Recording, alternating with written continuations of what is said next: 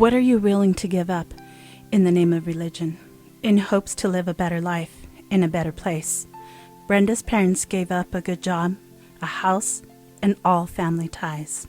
So when I was about a year old, my parents joined the FLDS and moved us from California to Utah. And so the FLDS was all I ever knew. And it's a very secluded group.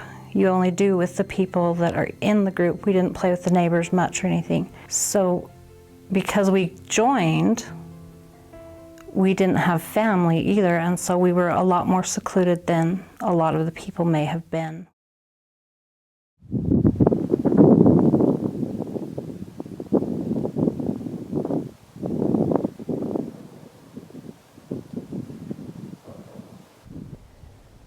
How much are you willing to endure? And then once I got married and had my own children, and things started getting a lot more restricted. And at one point they had us move to Las Vegas, and we lived there for about 5 years. The women and children were not supposed to go outside. You weren't supposed to be seen. As restricted as my childhood had been, it was nothing compared to what my children were going through. We were allowed to do so little. It's hard to keep children happy and busy inside the four walls of a house 24 hours a day. It started to be more and more of a struggle for me because I thought, this is no life for my children. How do you convince yourself to keep moving forward, to stay on the straight and narrow without question or hesitation? I watched my children be stripped of the joy of childhood. A lot of that I felt like, well, this is temporary. Any day now, we're all going to go to Zion and there'll be freedom. There won't be these restrictions. We have to have these restrictions because we're living around these wicked Gentiles. But when the edict came out that if you weren't found worthy, you couldn't keep your worthy children, it was a line I refused to cross. Brenda was fearful of losing her children. She could trust no one. But it took time before I even dared voice things to David. You don't know if they might report on you. If they don't agree, they could tell the church authorities, and the next thing you know, they'd just take your children. You may be asking yourself, how is all of this possible? The truth is, this did not happen overnight. It took many years of isolation and homeschooling children, the future parents of a congregation, to reach this point. And I was homeschooled until the 7th grade. I started school at the church school and went through high school. They didn't teach you the real versions of history. The church dogma was in everything. Every class was designed to push the church ideas. The pictures were changed in the books. So really your entire life became what they told you. That was all you knew. Lessons on even like vocabulary words to use. And at one point in church, it was mentioned that fun was an entertainment that you shouldn't have had. That Zion, which we were all supposed to be yearning to qualify for Zion, and Zion was spelled W-O-R-K. You shouldn't be having fun. Religion controlled many aspects of their followers' lives, including where they lived. Brenda's family had been assigned to live in Las Vegas for 5 years. When they returned to their hometown, the changes that had taken place were unbelievable. They had taken down all the basketball standards. Now there's just the backboards with no hoops. I would go to my father's house, and he had little girls, and they would take a piece of firewood or a brick or a can of soup and wrap it up in a towel and carry it around like a doll because they wanted to have a baby. Their whole lives they were told that the only ambition a girl could have was to be a mother in Zion, and yet they weren't allowed to practice and have a doll. The control and manipulation of people's lives did not end there. It went a step further. I think it was mid-2011 they started talking a lot about the United Order. And it was something we'd been taught about in church and at school. It was like more communal living, where everyone gave everything they had to the storehouse, and then you would get back only what you needed. You had to make a detailed list of everything you owned, including like your rubber bands for your hair. And once a month you turned in a new list where you had counted, and you had to account for the differences in the numbers. And the bishop would decide what you could keep and what you didn't need. And they reached a point where they said, if you have anything in your home that you haven't used in 2 weeks, you don't need it and you should turn it in. The church had a building full of stuff donated by thousands of church members. You would think no one would go without. You know, there were women that were going to have a baby, but they didn't need their baby stuff immediately. And they would turn it all in, and then when they had their baby, the storehouse would tell them, oh, we have nothing for you. The prophet informed his followers the Lord had given a deadline of January 1st to be found worthy. If found not worthy, you were no longer a member of the church. And for people that don't understand what that means, that meant that your marriages, your baptism, all the things that matter in the church, it was over. It was null and void. People were required to write confession letters where you told everything you had ever done wrong, and then you would go at some point to be judged whether or not you were worthy. On December 31st, 2011, Brenda's family was called to be judged. It was very hard for her family to wait for a call with their verdict. When the bishop's office calls and says, we want to talk to your daughter, we have a message for her, she and 2 of your sons are worthy and they need to come get their ordinances done. And we were terrified that they wouldn't come back. Because part of the idea that they let you know is that once you were part of this united order, you belonged to God. You were church property. Families were being torn apart. The worthy would go to one church meeting, the unworthy to another. And where we weren't found worthy, we didn't know what they would do. So my husband took them up to get their ordinances done and waited in the van until they came out, and that took till after midnight. But even immediately it started affecting our family, because we had the 3 who were worthy who had all these assignments, and if I asked them to do something, oh, I can't because the church tells me I need to do this other thing. Some of us, we had the one meeting, and then I'd come home and get the rest of them ready and send them to their meeting. But it got to where I'd send them off to meeting and make dinner, and 4 hours, they still weren't back. 6 hours, they still weren't back. We'd go drive by the meeting house just to see if there were still cars there or if they had all disappeared. All of that really started tearing the family apart. One day, Brenda noticed there was something going on with her worthy children that was seriously wrong, and convinced her daughter to talk. One day my children came home from their meeting, and we had dinner all set up, and the 3 of them sat there at the table and just stared off into the distance, and they wouldn't eat. And I asked them, is everything okay? And they wouldn't really talk to me. But I knew them well enough to know that something was seriously wrong. Something was really, really bothering them. And so I finally convinced my daughter. I talked to her and I told her, I know that they've told you that you have to keep sacred things secret. And I know that that means that, they've told you you can't tell me what they say in meetings. I says, but I want you to understand that if you go to church and they ask you to do things that you're not comfortable with, or they tell you to do things that you just can't feel at peace with, you can come and tell me. And she says, I can't. They told me I can't. And I said, you can, because what they told you is you have to keep sacred things secret. If it was sacred, it wouldn't feel wrong. And so if it feels wrong, the rules don't apply. What her daughter said next was to change their lives forever.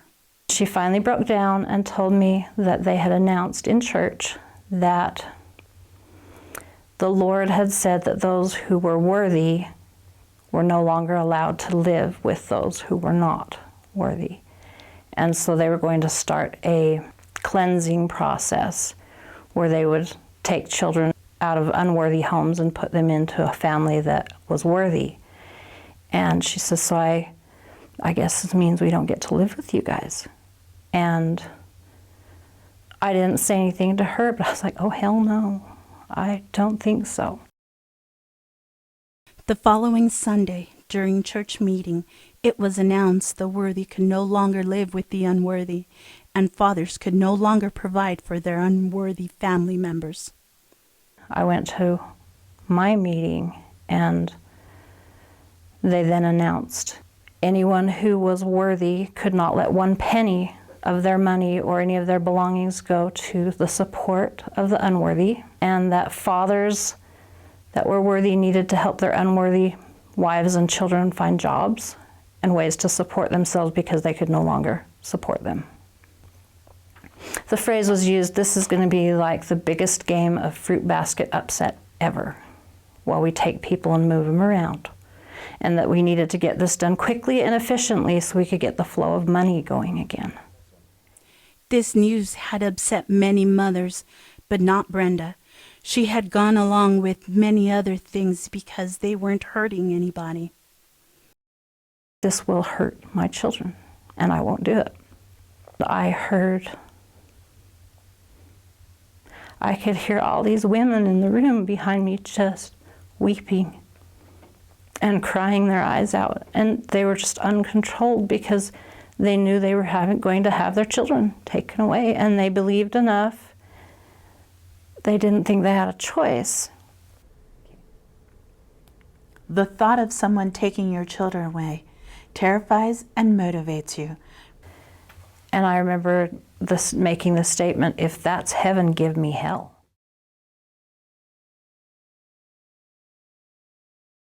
We started figuring out how are we going to leave. And David started looking for a job, which was really hard because he'd never written a resume in his life. He'd never gone to a job interview. And we started looking for a house. We'd say we were going to Walmart, and we'd drive into St. George or Hurricane and look at these houses to try and see, from the outside, did it look like it was going to work? David and Brenda were horrified at the thought of someone finding out about their escape. But then there was this new fear that cropped up, and I kept thinking, I hope that we get out before they show up at the door and tell me that they've kicked David out and they're now going to move us somewhere else. Or the phone call, because that was happening all around. Worthy children were encouraged to report on their unworthy parents. So when we finally had everything lined up and the plan was made, we still hadn't told anyone. No one of our family had a clue what we were doing. I started telling two of my kids a little bit of what we were doing because they were just so desperate. The next Saturday morning, he and I worked on packing more stuff. We sent our kids off on projects like they always did. And we had our first load ready to go just as it was starting to get dark. And our daughter had come home, but our son was still off on projects. And just as we went to drive out of the driveway, my nephews drove in and dropped my son off. And so he jumped in and we drove off, and nobody realized what we were doing. All night long, Brenda's family worked in the shadows, making sure no one knew they were leaving Short Creek. Through the night, they would move out boxes. They had the lights off. If cars came by, they'd stop in the shadows. It was incredible, the mixture of feelings between fear that someone was going to notice what we were doing and try to stop us. And and happiness that our plan was coming together and we were finally going to escape. We were going to get free. Just as the sun was coming up, we took our last load and we got to the house, and it was like, we did it, we made it. Here we are. We're free finally, and it was like this huge sense of relief. It was like the weight of the world taken off your shoulders. But then it was almost immediately followed by this overwhelming feeling of being completely alone in the world. This family had gained freedom at a very high price. Every family tie they had in the church had now been broken. We knew when we walked away that this is what was going to happen. But now we'd sealed the deal. No one would ever talk to us. Our families would not talk to us. Everything and everyone that had been a part of our lives, our entire community, was gone. After leaving the church, Brenda and her husband took turns having their dark moments of doubt, hopelessness, and despair. But even in the darkest of our moments, it was never as dark as the feeling of hopelessness that you had when you were in the church and you knew you had no choices. What if we were wrong? What if this was a mistake? What if that really is the truth and we have walked away and doomed our children to damnation?